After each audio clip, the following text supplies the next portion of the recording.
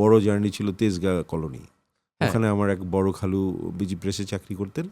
তো আমার মা ফ্রাইডেতে আমরা ওই বিজি প্রেস রবিবার, সরি তখন তো রবিবার ছিল রবিবার ছিল ছুটিতে। ছুটিতে। হ্যাঁ। তো আমার ওই বিজি প্রেস কোয়ার্টার পর্যন্তই আমাদের মানে বড় জার্নি। আমি আপনার সম্পর্কে আর একটু জানবো এবার একটু মানে বিপরীত দিকে চলে যাব। বলেন। আমি আপনার ব্যক্তিগত জীবন সম্পর্কে একটু জানতে চাই। আপনি ছোটবেলা কোথায় থেকে, মানে আপনার জন্ম কোথায়? আমার জন্ম আমার গ্রামে, কিন্তু আমরা ছোটবেলা থেকেই ঢাকায়। গ্রাম মানে এটা কোথায়? গ্রাম হচ্ছে টাঙ্গাইল, নাগরপুর, ধুবুরিয়া। আমার নানির ঘরে আমার জন্ম। আচ্ছা, ওখানে আমার আমারও নানির ঘরে জন্ম। ইমিডিয়েট ছোট বোনেরও জন্ম, কারণ তখন ওই রকম ক্লিনিক ছিল না। যেমন আমার ইমিডিয়েট একটা বড় বোন ছিল, সে ক্লিনিকে হয়েছিল, কিন্তু সামহাও সে অল্প দিনের মধ্যে সে ল্যাপস করে, মানে উনি মারা যান। তারপরে আমার জন্ম, আমার গ্রামেই জন্ম, কিন্তু আমরা শহরেই, মানে ছোটবেলা থেকেই শহরে, মানে ওই আমার জন্ম হওয়ার জন্যই মা গ্রামে এই গিয়েছিলেন। আমার সেম, আমার ক্ষেত্রে সেম। হ্যাঁ, কারণ ওই যে নানিরা তখন টেক থাকতেন কেয়ার এবং করতো। ওখানকার ধাত্রী মানে যারা প্রসবের আমারও কাজ জন্মের করতো। সময় ঠিক একইভাবে। হ্যাঁ, এবং মানে ওই ঘরটা অনেক দিন ছিল আমার দাদি বাড়ি নানি বাড়ির পাশাপাশি। এই যে এই কাপ আর এই কাপ ধরে নিই। সো ওই ঘরটা অনেক দিন ছিল। ওখানে আমাদের অনেক শুধু আমার না, আমার কাজিনদেরও জন্ম হয়েছে অনেকের, সেখানে আমার জন্ম। আর বেড়ে ওঠা যদি বলেন, আমাদের ছোটবেলায় আমার বছর যখন 2-3, তখন আমি গ্যান্ডেরিয়ায় থাকতাম, কাঠের পুলে, লোহার পুল। তারপরে আমি মতিঝিলে জিবি কলোনিতে চলে আসি। আমার এক চাচার এবং আমার বাবা দুইটা কোয়ার্টার পায় সামনাসামনি। সো আমার বেড়ে ওঠাটা মতিঝিলে জিবি কলোনিতে, ঢাকাতে আর কি সম্পূর্ণ। ঢাকাতে। আপনার ভাই বোন ছিল কতজন? আমার 2 বোন, 1 ভাই, আমি একাই। একা ভাই আপনি? হ্যাঁ। তো এইভাবে আপনি ঢাকা শহরেই আর কি বেড়ে উঠতে থাকলেন। তো আপনার যে ওই সময়টায়, যে সময়টার কথা আমার মনে হয় যে আপনার আম একদমই শান্ত একটা পরিবেশ ছিল ঢাকার মধ্যে। হ্যাঁ, ঢাকার পরিবেশটা কিন্তু অত ভিড়ভাট্টা নাই। না। আমিও ঢাকায় মানুষ, তো এইজন্য আমি বলছি। রিক্সা করে সারা ঢাকা ঘুরে বেড়ানো যেত। ঢাকার দৌড় ছিল, কিন্তু এই যে এয়ারপোর্ট ছিল কিন্তু আমাদের ইসে। যেমন আমার বড় জার্নি ছিল তেজগাঁ কলোনি। হ্যাঁ। ওখানে আমার এক বড় খালু বিজি প্রেসে চাকরি করতেন।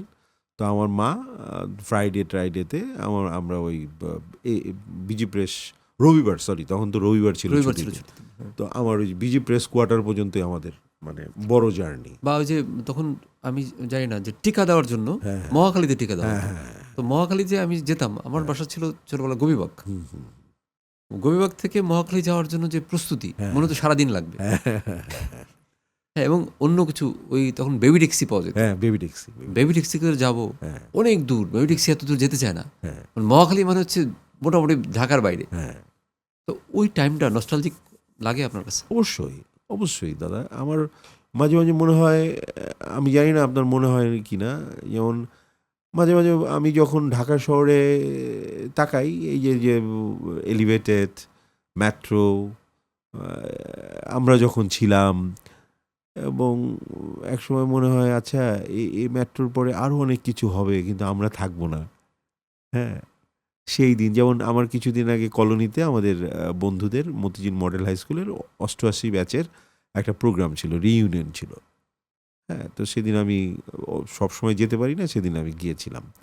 স্কুলটার যে মাঠটা ছিল সেখানে উপরে একটা হয়ে গেছে, মানে একটা শেড দেওয়া হয়েছে, টোটালটা ধরেন সিমেন্ট দিয়ে করে ফেলেছে, একটা স্টেজ করেছে। হ্যাঁ, আর যেদিক দিয়ে ঢুকতাম আইডিয়াল স্কুল, মানে আইডিয়াল প্রাইমারি স্কুলের ওই দিক দিয়ে আমরা ঢুকতাম, এখন গেটটা পিছনে বিশাল গেট করে ফেলেছে। আমি ওই যে আমার যে ছোটবেলা, আমি যে ওই যে ধরেন একটু দেরি করে যেতাম, লুকায় গিয়া পিছনে দাঁড়াইতাম, তারপরে স্যার খুঁজে, এই তুই দেরি করে আসছিস, মারতো। সেই দিন জিনিসগুলো মনে হলো, কিন্তু ধরেন যে পরিবর্তন হয়েছে না, হয়তো বা আমরা থাকবো না, এটা আরও কিছু পরিবর্তন হবে। তাই যে তারপরে আমার বন্ধুদের জিজ্ঞেস করলাম, আচ্ছা হেড স্যারের রুমটা কোথায় ছিল? ইয়াকুব আলী, উনি নেই, উনি চলে গেছেন পৃথিবী থেকে, কিন্তু উনার কথা মনে হলো। ওইদিকে তাকানোর পরে স্যার যে দাঁড়াইতো, উনি সাদা শার্ট পরতেন, সবসময় সাদা প্যান্ট সাদা শার্ট পরতেন। তো উনার অবয়ব প্লাস উনার ওইটা আমরা দেখলাম, মানে আমি দেখলাম আর কি, মনে মনে। নাইস। এই যে নস্টালজিয়ায় যাওয়া। আমি একটু আপনার মানে ফ্যামিলির লোকদের কথা জানলাম। 2 বোন 1 ভাই আপনারা ছিলেন। তারপরে এখন একটা জায়গায় কোথাও আপনি বাবার কথা বলছিলেন যে বাবা নেই। বাবার কথা বলতে গিয়ে আপনাকে দেখলাম একটু আবেগপ্রবণ হয়ে যেতে আপনাকে। হুম।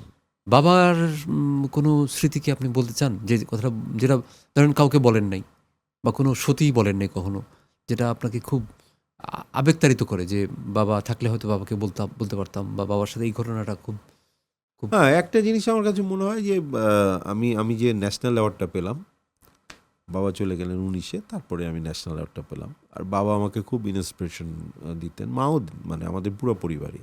ইভেন তো আমার ওয়াইফ, আমার ছেলে মাঝে মাঝে বলে তোমার ভুঁড়িটা কমাও, তাহলে তুমি এই জন্যই তোমার কাজ নাই বাবা, তুমি ভুঁড়িটা কমাও। সো এইটা খুব মনে পড়ে আর কি, বাবা যদি থাকতো তাহলে খুব খুশি হতো। ওনার কোনো স্মৃতি যদি আপনি বলতে চান, যে ওনাকে নিয়ে খুব ভালো একটা, খুব অনেক স্মৃতি আছে নিঃসন্দেহে, কোনো একটা স্মৃতি আপনার সবসময় মনে পড়ে, খুব বেশি বেশি মনে পড়ে? বাবার স্মৃতি হচ্ছে যে আহ, মানে আমাদের একসময় মতিঝিল এজিবি কলোনিতে মোরগ ফাইট হতো। তো মোরগ ফাইট, যে মোরগটা জিততো সে হইলো হিরো এখানকার। তো আমার বাবা, আমি তখন ওই যে মানে একটা মোরগ নিয়ে আসছিলাম, তো সেই মোরগটা সামহাও হেরে গেছে। তো বাবার কাছে বায়না করলাম যে বাবা আমার দাও, আরেকটা কিনে দাও। ঠাটারি বাজার যেতাম আমরা, ওই যে ঠাটারি বাজার, আপনি নাম শুনছেন কিনা? হ্যাঁ, আমি গিয়েছি তাদের। হ্যাঁ। তো বাবা বললো ঠিক আছে, আমার আঙ্গুল ফুটাও আর আমার মাথাটা টেনে দাও। তো ওই আঙ্গুল ফুটাইতে আমার মাথাটা টেনে দিতাম, তারপরে ঠাটারি বাজার নিয়ে গিয়ে আমাকে একটা মোরগ কিনে দিল। এবং সেই মোরগের পা ছিল খুব ছোট ছোট। সেই মোরগটা যথারীতি হারলো, সেটা মা অনেক কষ্টে ইয়ে করলো, এই স্মৃতি। আর একটা হচ্ছে যে ওই যে ফকিরাপুলে হেঁটে হেঁটে যেতাম বাবার সাথে বাজারে। তো ওই স্মৃতিগুলো ওখান দিয়ে গেলে খুব মনে পড়ে। না, একটা এটা খুব নস্টালজিক একটা। আর একটা খুব মনে হয়, যেমন ওই যে ওই দিন ওই রিউনিয়নে আমার ওয়াইফও গিয়েছিল। তো আমাদের যেটা শেষ বাড়ি ছিল আর কি, যেটা আমরা লাস্ট কোয়ার্টারে ছিলাম, তো সেই কোয়ার্টারগুলো চেঞ্জ হয়ে গেছে, চিনতে পারতেছিলাম না। তো অনেক চিনলাম, চেনার পরে ওই ওই যে বললাম না যে এখনকারটা কিন্তু অমিট হয়ে আপনার যে স্মৃতিটাই ছিল সেটাই চলে গেলাম, চলে গেলাম। যে বিল্ডিংগুলো কেমন ছিল। এবং আমার একটা খুব অদ্ভুত জিনিস মনে হয়, যে আমি যদি বাড়িটাতে ঢোকার পরে যদি আমি সেই পরিবেশটা আবার পাই, মানে এটা প্রায়ই মনে হয় যে ওই জায়গায় যদি ঢুকে আমি সেই পরিবেশটা পাই, তাহলে খুব ভালো লাগে। এটা তো পাওয়া কোনোভাবেই সম্ভব না, না। এটা হুম। আমাদের কাজটাই তো থার্ডাই।